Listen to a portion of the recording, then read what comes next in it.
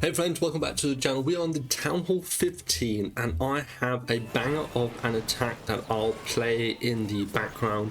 As you guys can see, this is a Warden Super Yeti attack strategy. We are using the RC front on the right side with the Queen. King is going to walk and then everything inside of the middle of the base.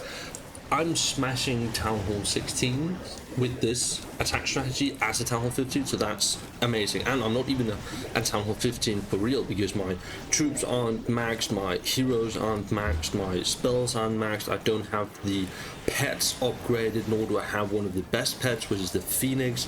But yeah, it's a really good attack strategy. I'm going to link it to you down below. I also have done some war attacks. One went well, one went kind of not so well. I time failed, which is sad. You can actually have that happen with you, especially with triple ice golem defense and whatnot. And yeah, so guys, I am going to show you guys well, that was two guys in a row. Let's just run with one. I'm going to show you guys the upgrade path that we're doing now. So obviously I ended off with the 99 because I don't want to hit trophies. But what do we have? We have three builders, not tree builders. I don't know if they're tree builders, but three builders that we need to put down here for something. Now, what is actually the thing that we want to start doing? For one, heroes. That's obviously something that we want to do. Two is storages. Three is potentially a blacksmith. It's not really on my radar. The only reason why it would be relevant is storage capacity. We are not going to be using the haste farm. We have two of the most OP, the rocket spear and the electro boots equipment for the RC. Not really something I'm going to be changing up, to be honest. I've spent too much ores and whatnot to actually get it. We also have the clan games that will end off very soon, so we can start doing some fun stuff there. Now, do we actually have some? We do have quite a lot of Book of Heroes, and I want to spend those on the Warden whenever we have excess builders slash elixir, which is going to start happening very soon. But regardless, the next upgrade that we are gonna do is probably has to be, yeah, we definitely need to continue the RC, even though that feels bad, but let's just do it. We need to just get that upgraded, so that's one down. Two builders to go. We have all of the army camps upgrading, the last one finishing here in a second, or in 7 hours. And the next thing is probably the clan castle. We probably can't really get out of the fact that we need to upgrade our clan castle. So let's just do it, guys. It's something that we just have to do. So let's prioritize it sooner rather than later. There we go, 6 days. Now we have some elixir, we have some gold, and we need to save up a lot of dark elixir for in about 12 hours. I would like to put down another hero. I don't have the dark elixir for it, and we are closing in on CWL. So I am probably gonna have to actually gem the Royal Champion if we get to it. But in terms of gold, what do we want to do? We probably want to spend our gold actually on this, meaning that we need to spend elixir on walls. So let's do 3 walls, and let's put the last build. When's the other build? 7 hours, so that's another 6 million or 3.2 million. So yeah, there we go. That's the upgrades, guys. Looking fine. I still haven't done anything about the walls. Just frankly haven't had the time to actually find a proper base. But we do have this awesome attack strategy that I want to go out and show you.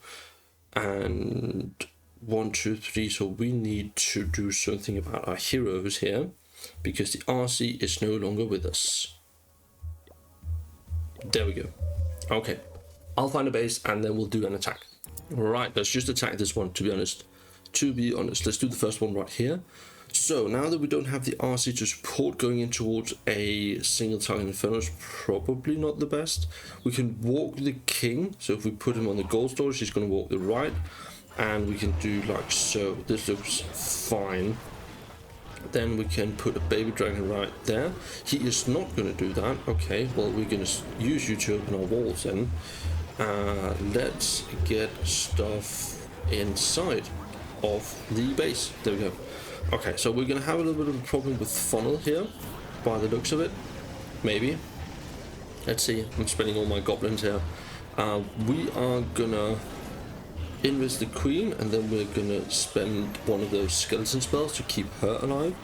Then we're gonna jump just one over there if we can, and we're gonna use the warden ability before the Yetis actually die. There we go, that looks nice.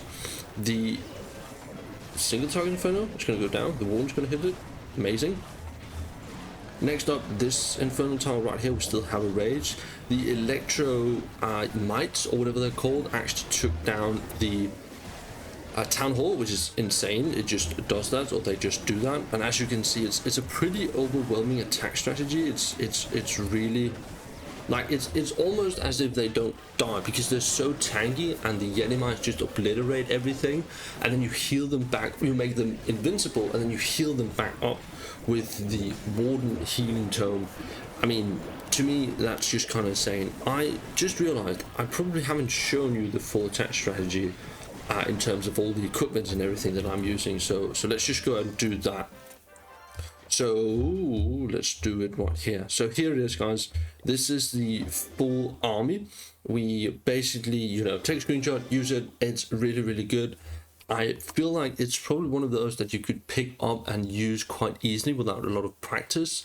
And it's a ground army, and I love ground armies for, you know, those fun strategies. I feel like air armies typically are very heavy on using the RC to get a lot of value and making them viable through that, whereas ground armies seems to me like more so entry points, better funnels, using the king and the queen, even here the minion prince to support, and there's much more variety in the troops that we are using. But let's find another base, probably not that one. Let's do a final attack, and then we'll hit it off. Right, let's see if we can do something with a Town Hall 16. Entry point. Can we walk? Where do we walk? Maybe we go queen like so, and then we use the ability, and then we baby dragon there, then we put the king right here, and we ice golem, and we use the minion prince ability immediately, because then we can delay some other stuff. That's what I'm going to show you in a moment. There we go. This looks neat. And are we getting in there? We are. Let's rage early, and let's jump over in towards the town hall, where we can use the ability, the warden ability that being. Maybe we have to do it a little bit early. Yeah, it looks like a little bit earlier, which is fine. We can handle that, I believe. I'm hoping. King ability in here, just because that's kind of insane to have the ability to do. And then we will send some of these goblins over here. Queen's still working on the outside, which is fine. We can jump, even though it doesn't really matter. Let's put some archers down here. Let's actually invis. I was too late. That was dumb. We could have actually gotten this area over here taken care of, but now we're going to struggle with it. But hopefully it won't matter. I mean, we can still 3-star this, because we still have the rage, and we still have the freeze. We have the king, the queen, and the warden, and some super yetis. And we're just going to rage up right here in towards that multi-archer and ricochet cannon. There's still some Yeti mites that's coming out of that super Yeti, so you know, that's really, really good. The warden for some reason just stopped attacking the ricochet cannon. That's one of the things that I know is difficult to balance with the warden, how the AI works, is that it will literally be a millisecond of and one hit, and you know, let's get out of here before we 3-star. And then it just changes target before, because the one they're supporting dies off, or you know, it could be one of many things why it happens. Now I believe that we should probably actually do just one more attack. So let's just do that. Let's just do that. Actually, another Town Hall 16 right here could be the move. We do have to wall break in to actually get the king in here. The queen, we don't have to do that, because she can just walk around and take out the outside area.